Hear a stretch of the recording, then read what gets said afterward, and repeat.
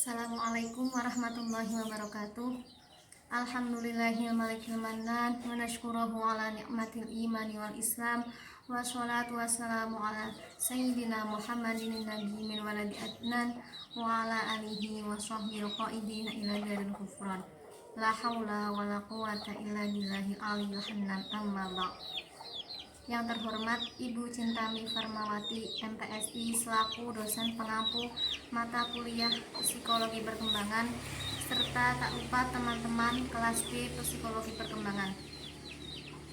Di sini saya akan menyampaikan materi mengenai perkembangan fisik peserta didik SD, MI, SMP, MTS, SMA atau SMK atau MA atau MAK. Sebelum saya menyampaikan materi, perkenalkan, nama saya Najma Dianata dengan NIM 2119118. Kemudian ada teman saya Hulil Janah dengan nomor NIM 2119011. Kemudian Fatimah Zahro dengan nomor NIM 2119097. Selanjutnya ada Salistia Alvina dengan nomor NIM 2119136. Pengertian psikologi perkembangan. Psikologi merupakan ilmu yang sangat besar manfaatnya bagi kehidupan manusia.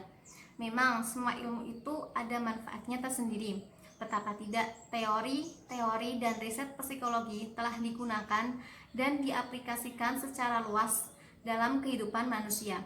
Di antaranya ke ekonomi, perdagangan, sosial, proses pembelajaran, dan masih banyak yang lainnya. Psikologi menempatkan manusia sebagai objek kajiannya. Manusia sendiri adalah makhluk sosial sekaligus makhluk individual. Istilah perkembangan dalam psikologi merupakan sebuah konsep yang cukup kompleks. Menurut Reni Akbar Harwadi, perkembangan secara luas merujuk pada keseluruhan proses perubahan dan potensi yang dimiliki individu dan tampil dalam kualitas kemampuan, sifat, dan ciri-ciri yang baru. Jadi, perkembangan menghasilkan bentuk-bentuk dan ciri kemampuan baru yang berlangsung dari tahap aktivitas yang sederhana ke tahap yang lebih tinggi. Ya, selanjutnya yaitu tujuan psikologi perkembangan pada peserta didik, di mana di sini telah terjelaskan ada 5 macam. Yang pertama, memberikan, mengukur, dan menerangkan perubahan dalam tingkah laku serta kemampuan. Dan yang kedua, mempelajari karakteristik umum perkembangan peserta didik baik secara fisik, kognitif, maupun psikososio. Dan yang ketiga, mempelajari perbedaan-perbedaan yang bersifat pribadi pada tahapan sender tertentu. Yang keempat, mempelajari tingkah laku anak pada lingkungan tertentu yang menimbulkan rasa yang berbeda. Dan yang terakhir, mempelajari penyimpangan tingkah laku yang dialami pada seseorang, seperti kenakalan dan fungsionalitas inteleknya. Lanjut poin C, yaitu aspek perkembangan. Ada 4 macam aspek perkembangan pada psikologi perkembangan peserta didik. Yang pertama, struktur fisik yang meliputi tinggi badan dan proporsi tubuh. Yang kedua, sistem pada syaraf yang mempengaruhi perkembangan aspek lainnya, yaitu intelektual dan emosi. Terus yang ketiga, kekuatan otot yang akan mempengaruhi perkembangan pada motorik. Dan yang terakhir, kelenjar doktrin yang menyebabkan munculnya pola-pola perilaku baru. Pengertian perkembangan fisik. Perkembangan fisik adalah perubahan fisik atau pertumbuhan biologi yang dialami oleh anak usia sekolah dasar, yaitu usia 6-12 tahun, seperti pertumbuhan otak, sistem saraf, pertambahan tinggi atau berat badan, hormon, dan lain sebagainya. Kemudian yang kedua yaitu karakteristik perkembangan fisik anak usia sekolah dasar. Yang pertama yaitu tinggi dan berat badan. Yang kedua yaitu proporsi tubuh, dan yang terakhir adalah perkembangan otak. Yang pertama yaitu perubahan tinggi dan berat badan. Biasanya anak usia sekolah dasar akan mengalami peningkatan tinggi badan hingga 8 cm dan peningkatan berat badan yang meningkat 2-3 kg. Kemudian yang kedua yaitu perubahan proporsi tubuh. Biasanya anak usia sekolah dasar itu masih mengalami belum seimbangnya bentuk proporsi, yaitu misalnya antara kepala dengan kaki itu sangat berbeda, lebih besar kepala dibandingkan dengan kaki. Namun perkembangan akan mulai nampak pada kelas 6 dan kelas 5. Mereka akan mengalami perubahan dan keseluruhan badan menuju keseimbangan. Yang terakhir yaitu perkembangan otak. Perkembangan otak dialami oleh anak akan mengalami proses perkembangan lebih cepat. Pada usia 3 tahun, perkembangan otak saja sudah mencapai 2/3 otak orang dewasa.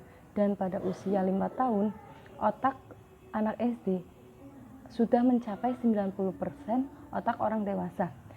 Perkembangan ini disebabkan oleh penambahan jumlah dan ukuran ujung-ujung syaraf yang ada di dalam dan di sekitar otak. Ditambah dengan adanya proses melinasi, yaitu terdesaknya sel-sel syaraf oleh lemak sehingga meningkatkan kecepatan informasi. Faktor-faktor yang mempengaruhi perkembangan fisik anak usia SD yaitu yang pertama faktor keturunan dan yang kedua yaitu faktor penyakit yang terjadi sejak lahir. Perkembangan anak usia SD ini hal yang sangat penting karena akan mempengaruhi perilaku mereka sehari-hari, termasuk perilaku dalam belajar. Perkembangan yang dimiliki oleh masing-masing anak yang mempengaruhi persepsi mereka pada dirinya sendiri dan orang lain. Artinya, anak yang memiliki fisik yang ideal akan lebih percaya diri dibandingkan anak yang memiliki fisik yang kurang ideal. Misalnya, terlalu kurus atau terlalu gemuk.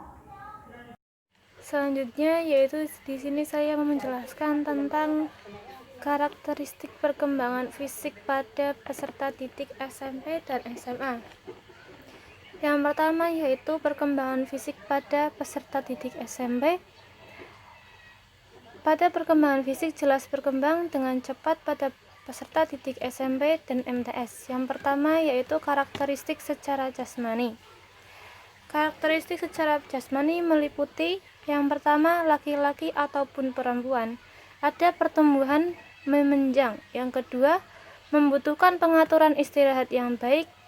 Yang ketiga menampilkan kecanggungan dan koordinasi yang kurang baik sering diperlihatkan. Dan yang keempat yaitu masa mempunyai ketahanan dan sumber energi tak terbatas. Selanjutnya yang kedua yaitu karakteristik secara psikis atau mental. Karakteristik secara psikis atau mental meliputi yang pertama banyak mengeluarkan energi atau untuk fantasinya. Yang kedua ingin menentukan pandangan hidupnya. Yang ketiga mudah gelisah karena keadaan yang remeh. Selanjutnya yang ketiga yaitu karakteristik secara sosial meliputi yang pertama yaitu ingin tetap diakui oleh kelompoknya. Yang kedua mengetahui moral dan etik dan kebudayaannya. Yang ketiga persekawanan yang tetap makin berkembang. Selanjutnya yaitu perkembangan fisik pada siswa SMA. Perkembangan fisik pada siswa SMA melalui dua fase untuk mengetahuinya yaitu yang pertama perubahan eksternal dan internal. Perubahan eksternal meliputi beberapa macam yaitu yang pertama tinggi badan, yang kedua berat badan, yang ketiga proporsi tubuh, yang keempat organ seks, dan yang kelima ciri-ciri sekunder. Dan yang kedua yaitu perubahan internal. Perubahan internal meliputi beberapa macam. Yang pertama yaitu sistem pencernaan, yang kedua yaitu sistem peredaran darah, yang ketiga yaitu sistem pernafasan, dan yang keempat yaitu sistem endokrin, dan yang kelima jaringan tubuh.